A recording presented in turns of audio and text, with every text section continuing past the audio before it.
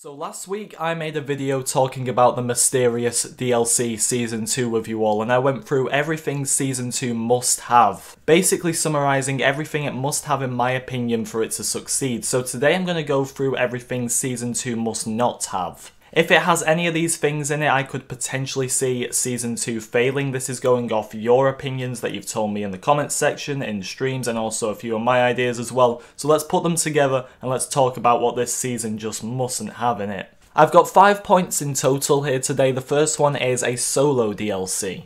Now, something I've been seeing floating around in the community for a while now is that Season 2 could be solo. While I disagree with this, I think it was a popular enough topic to discuss. I did actually say why I disagreed with this in my last video, so definitely go and check that out if you're interested. But what could a solo DLC season do to this game? Well, personally, if we get a prequel season before it, I think it'd be absolutely fine. But if solo is DLC Season 2, it could potentially kill off the game for good, which I don't want to happen. I'm sure the movie's going to be great. I personally am very excited for it. They could add some really nice skins for Han Solo, Chewbacca and Lando, or maybe some new heroes. They could be Kira or Beckett. But as far as this goes, it's just not what the community wants, really. We want that prequel content, and a solo DLC could be really damaging for this game. On to the next point though, which is the final season topic of this video, and that is reuse content. So for example, a season that could include heroes such as Nien Nunb or Greedo from Battlefront 1. Now we know this is a possibility because EA and DICE like to reuse old content,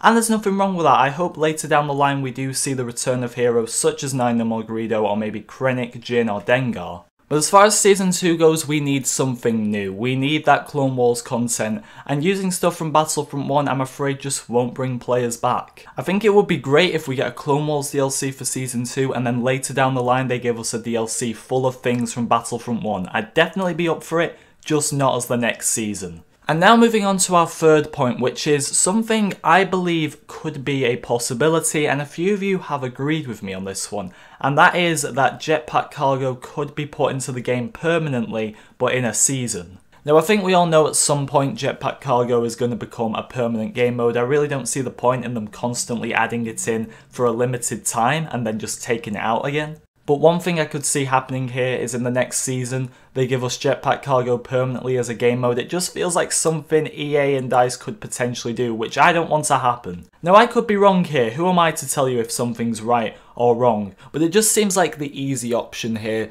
to say in the next DLC season that this is the new game mode we're getting instead of creating something new apart from jetpack cargo. I was never really a fan of jetpack cargo, but I would like to see it be put into the game for the people who did like it so they can enjoy this game mode. But for topic number 4 here, we've got the pick a side / challenge layout that we had in Season 1. I don't think anyone really wants this for Season 2. Now for Season 1 we had to pick a side between the Resistance and First Order, and we were under the impression that we were going to be completing all these challenges that would help our team win. However, you couldn't really keep track of any of these challenges, which took the fun out of it. Yes, you could see how your personal challenges were doing, for example your daily or weekly challenges, but you couldn't see how your team as a whole were doing against the other team to see who was actually in front. If they're going to use the pick a side system for Season 2, then we need to be able to see which team, for example it could be the Republic and the Separatists, which team has completed more challenges and is in front, so the team who are losing maybe want to work harder and the team who is winning want to keep their lead. This is easy by just adding a section onto the game where we can track all these details. But our final point today is something else that Season 1 got wrong and Season 2 needs to get right, and that is the amount of content in the DLC itself. Forgetting the campaign DLC we got with Season 2, the multiplayer DLC we actually got in the game was 1 Galactic Assault map, 1 Starfighter Assault map, and 2 heroes, with a blast map coming later down the line. Whatever Season 2 turns out to be, this is not going to be enough content to keep it going. We need at least 2 Galactic Assault maps, I would say, possibly 1 Galactic Assault map and 1 Heroes vs Villains map. 2 heroes could work, provided that the maps are good, but I would even go as far to say, like I said last week, that we should have 4 heroes. Some new hero ships as well would be nice. Obviously we got Tally's A-Wing with The Last Jedi season, so it'd be nice to see maybe 2 hero ships this time round. I'd say timesing the content by 2 that we got in the Last Jedi DLC would be great for Season 2, and that would be a great way for it to succeed. But there are my points, everyone. Most of us are already in agreement with these. However, if you do disagree, let me know in the comments and tell me what you would change. Thank you so much for watching, everyone. I've got a few videos planned once the progression system goes live, so I will see you all then.